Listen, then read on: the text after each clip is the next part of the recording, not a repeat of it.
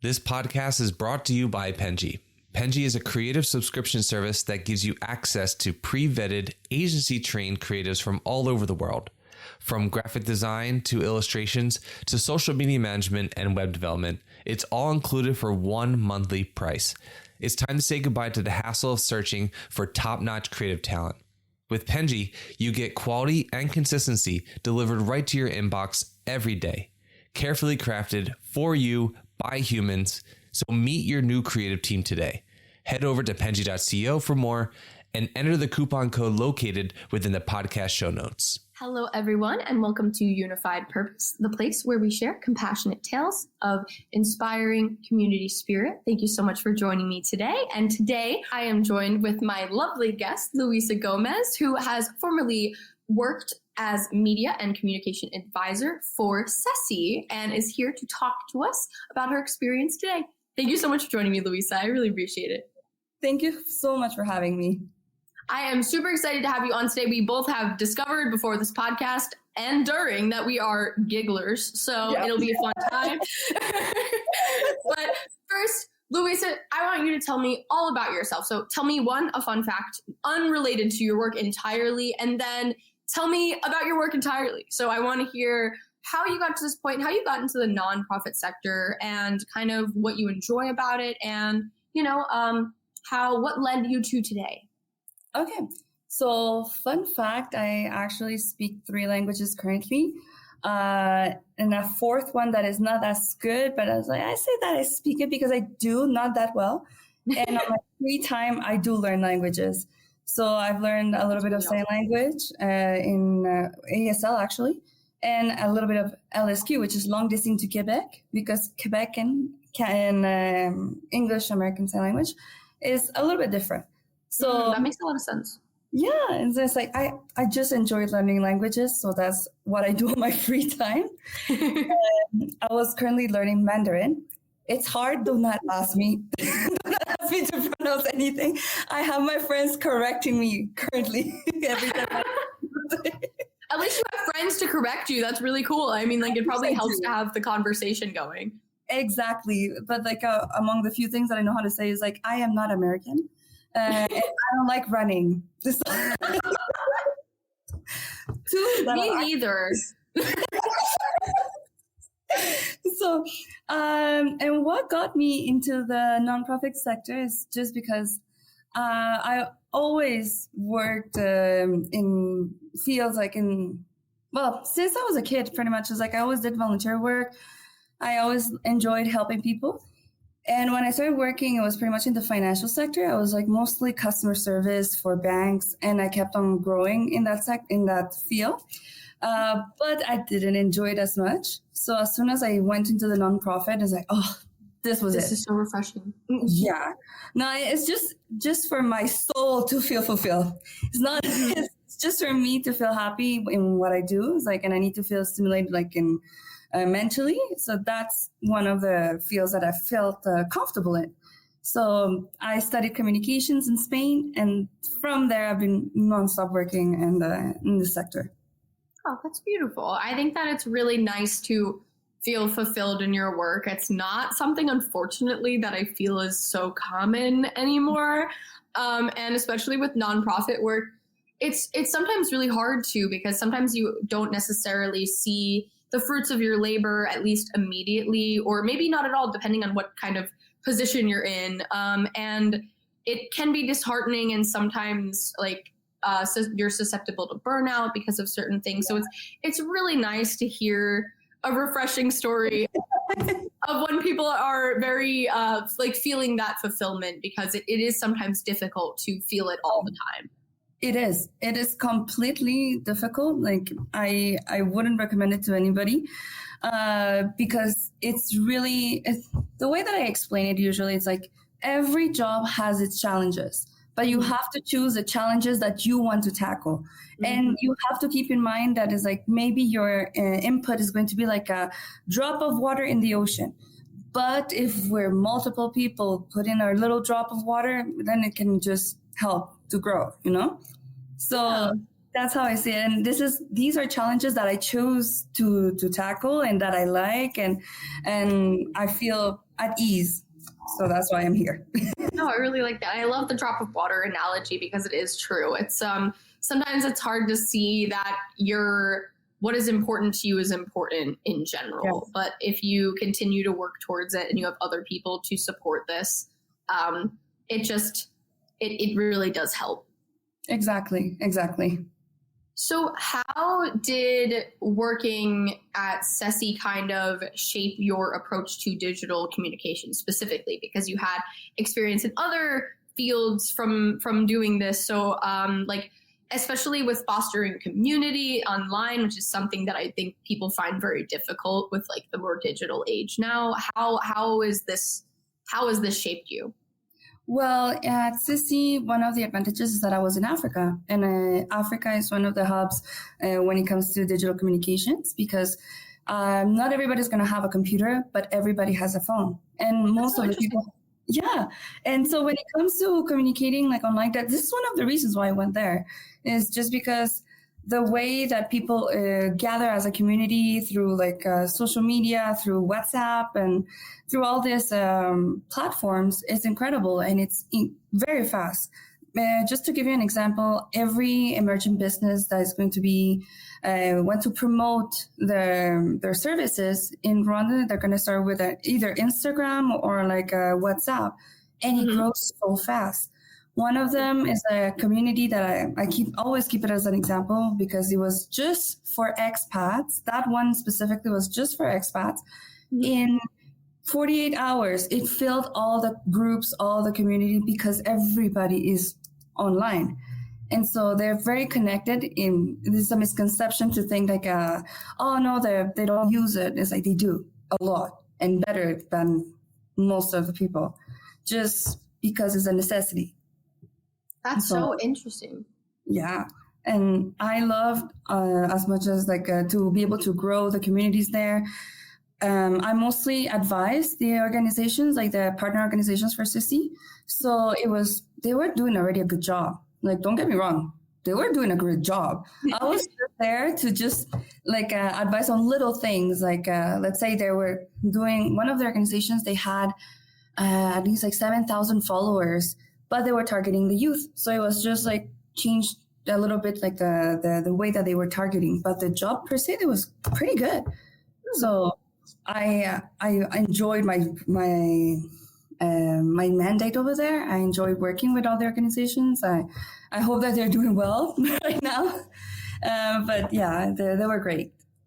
How was working with like partner organizations without kind of being sensitive, but also trying to put your input without stepping on any toes? I think that sometimes is very difficult for people in kind of any space, but nonprofit space specifically.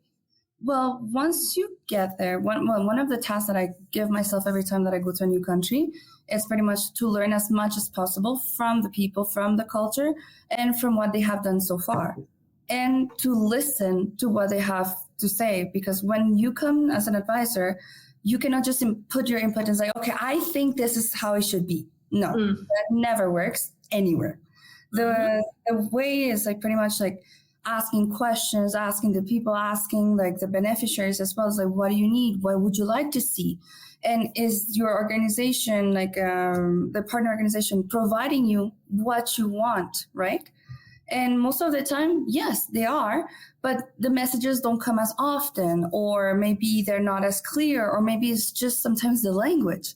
Like you're targeting maybe people that are older, and in Rwanda, specifically in Rwanda, people who are boomers or Gen X, they're going to be more francophone, so they're going to speak French, but they also speak Kinyarwanda. So if you put in a message in English trying to target them, it's going to be a clash. Exactly. So those are the little tweaks that I came to just observe and see how we can fix it.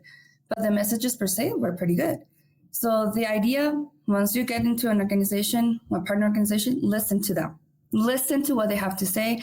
Listen to what the work they have done, because they are amazing. Like when you think about everything that they have done for the number of years they have been in operation, it's incredible. And every time that I would visit another partner organization, they would tell me their story and I would be every time amazed.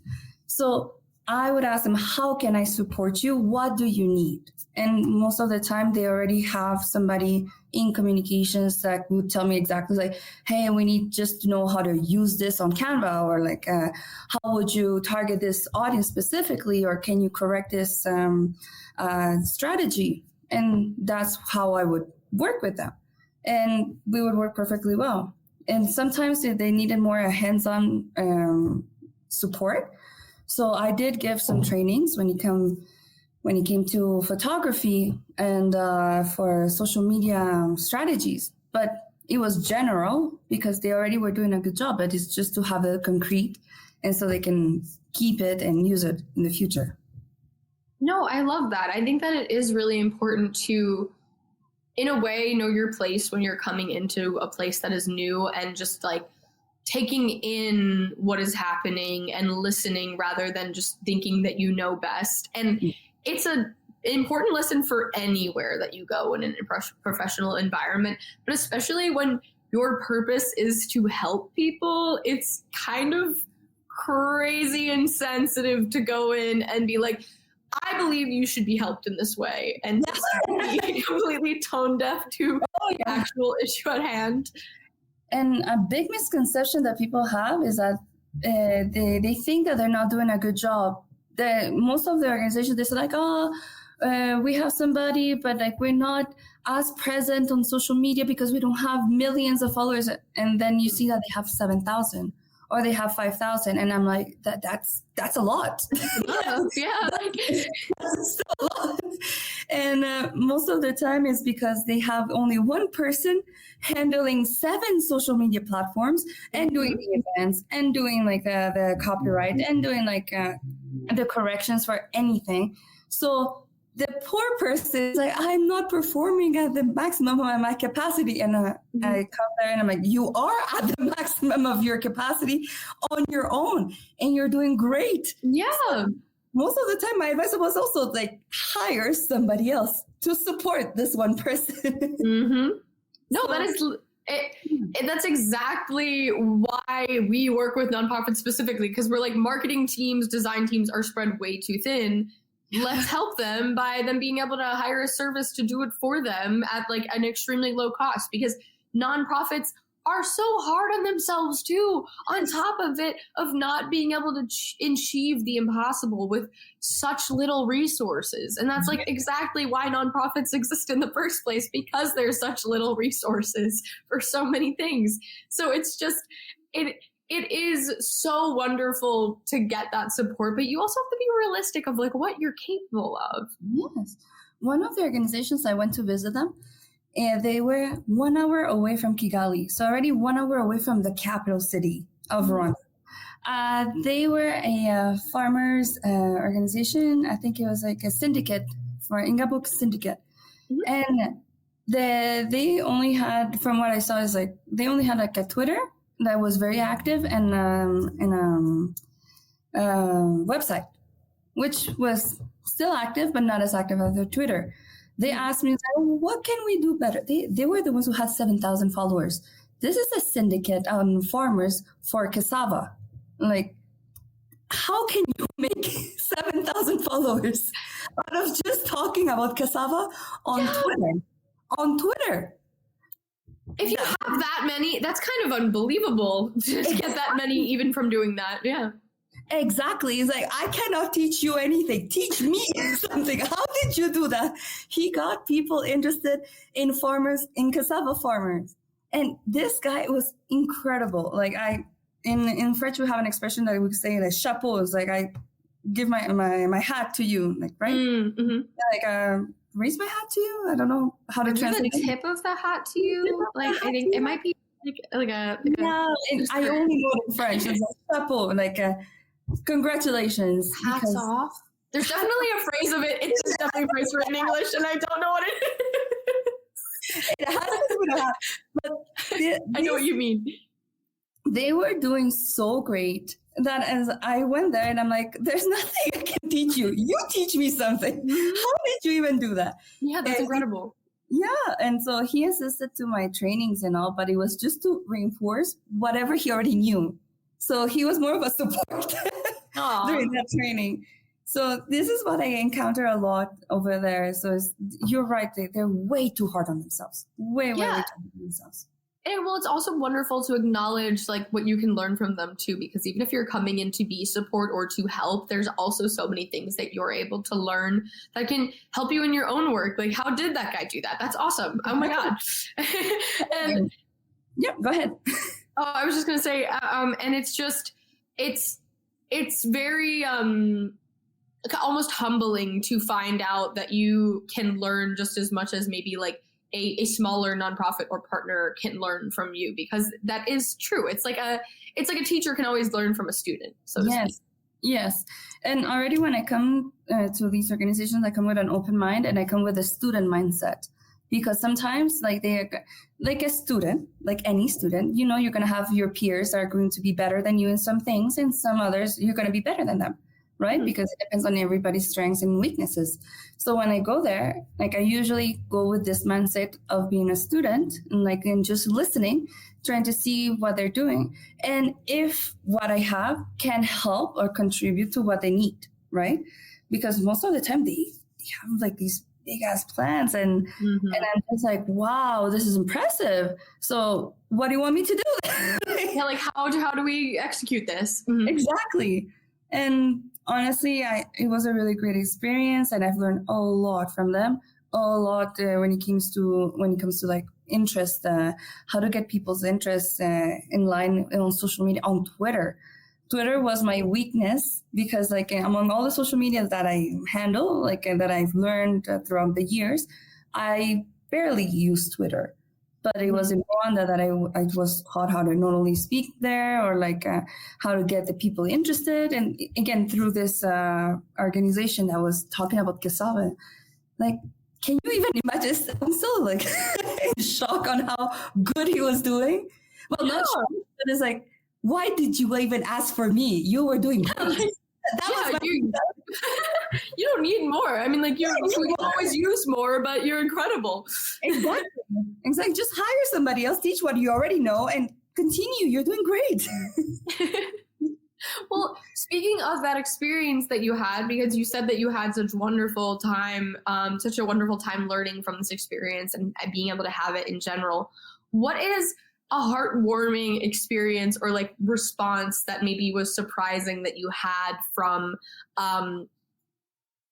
putting out a digital campaign specifically, like something that you really remember?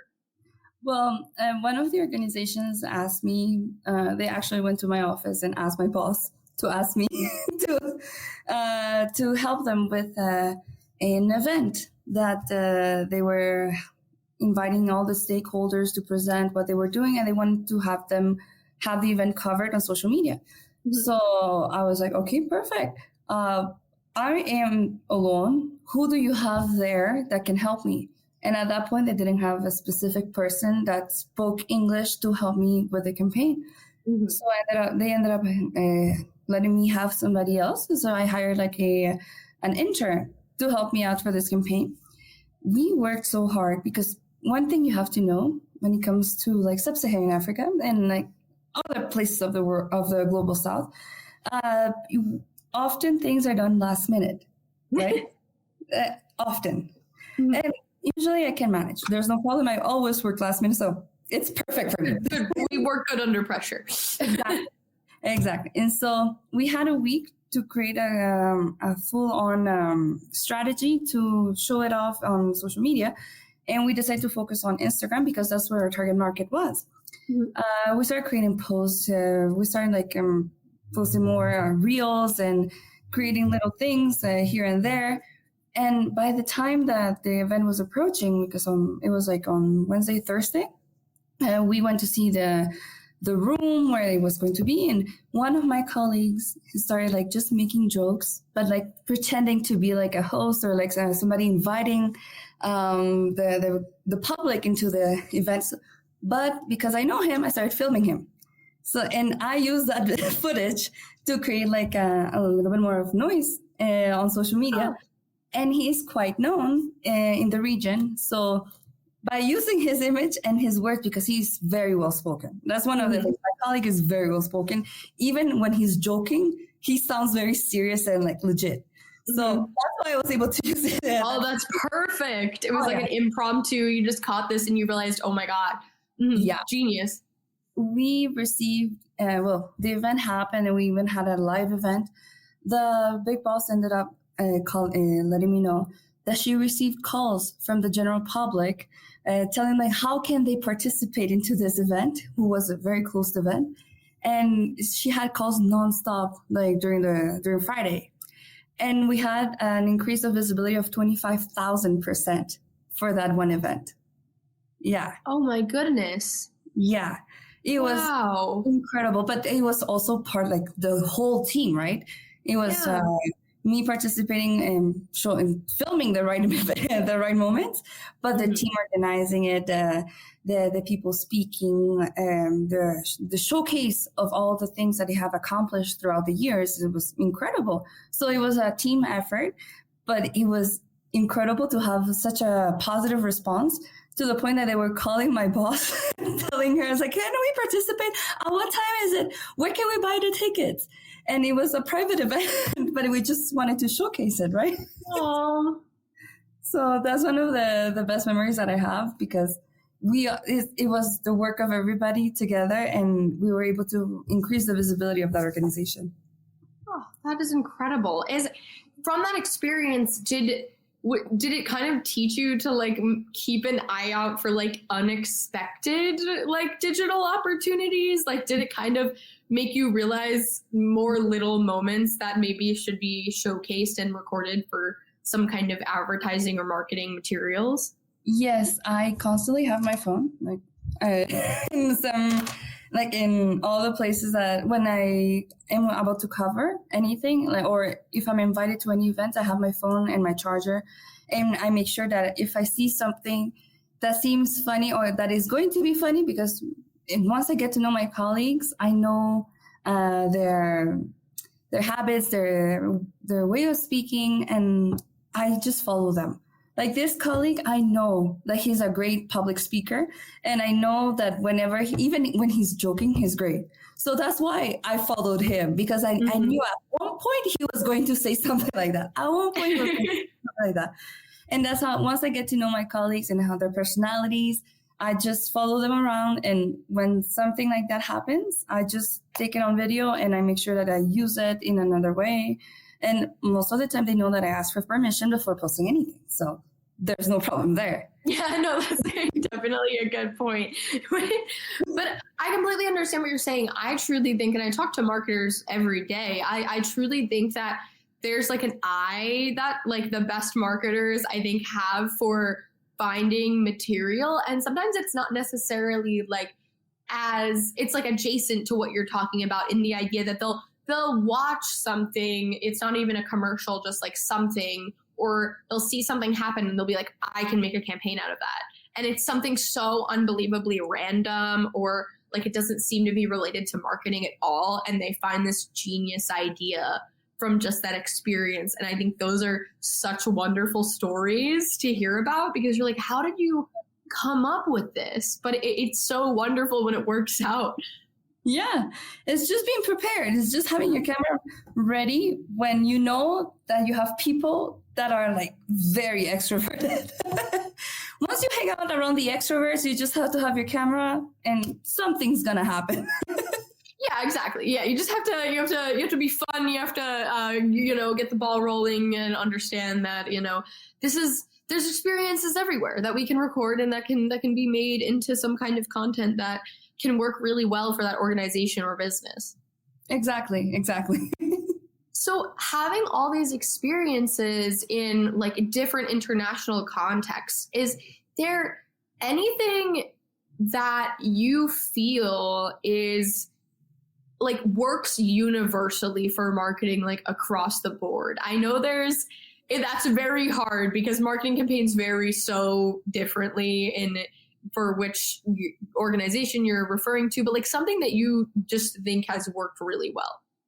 when we segment our target markets, when we talk about Gen Z, we talk about millennials, we talk about Gen Alpha.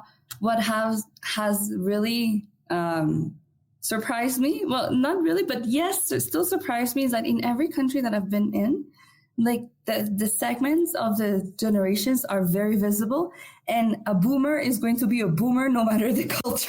Is this going to be a boomer? I'm going to tell my parents that. Even if we talk about millennials or Gen Z, because I'm a millennial, but like I work a lot with Gen Z because most of the time they are the ones with the most ideas, and I don't know that many millennials who are in communications or social media. So most of we them got that excitement. We haven't burned out yet in the nonprofit sector. Most of the millennials that I know, they're in marketing, with the numbers and all. And sometimes I need the marketing ones, like marketing. So it's a very big difference. I completely understand. Exactly. And so, every time that I've worked with Gen Z in every country, they're the same. Like they're going to speak a different language, but the mentality, the mannerisms, the stare is the same. The Gen Z stare is the same. I hate to be associated with this concept, but I understand it entirely. But I completely get what you're saying. Like the behavior of certain interest groups sometimes just translates so easily to different cultures. Like, of course, language can always be a barrier in a lot of ways, but it's something that like the more you kind of get exposure to different cultures, I think the more you kind of realize that everyone's a lot more similar than you think. It's just a way of communicating those similarities. Yeah, we are more similar in so many ways than we think. And so that's something that, yes, I would say like we shouldn't focus so much on the differences, because the more that I get to know other people, like the more similar we are. And currently, I am currently in Bolivia, so I've seen like those similarities in people. And it's like, hey, we people in Rwanda did the same thing. People in Senegal did the same thing.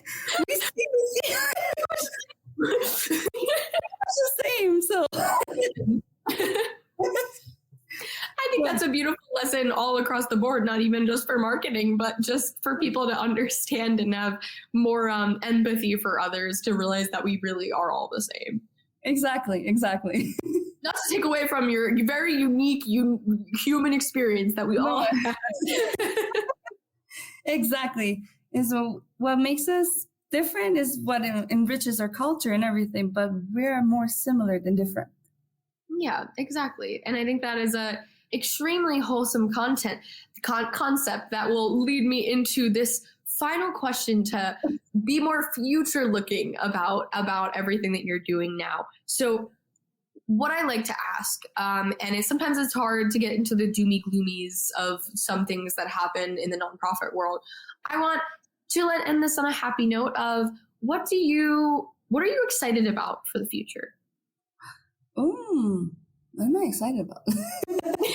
It's making you think about it now. It's making me think about it. Honestly, at this point, I am very excited to get to know more places, more people, and see how we can grow together. Because as much as like I advise, I like to receive advice too, and I like to learn from others. So I can't wait to see what other places are going to bring to my knowledge. Well, that's lovely. And I think a person like you being able to like have all this empathy and an open mind towards so many different cultures and people, I'm sure that you're going to be set up for success in any scenario that you're in. So I loved having you on the podcast today. You were such a joy. You were so fun and giggly, and I appreciate that we're both going to be showing up cackling on the mic. So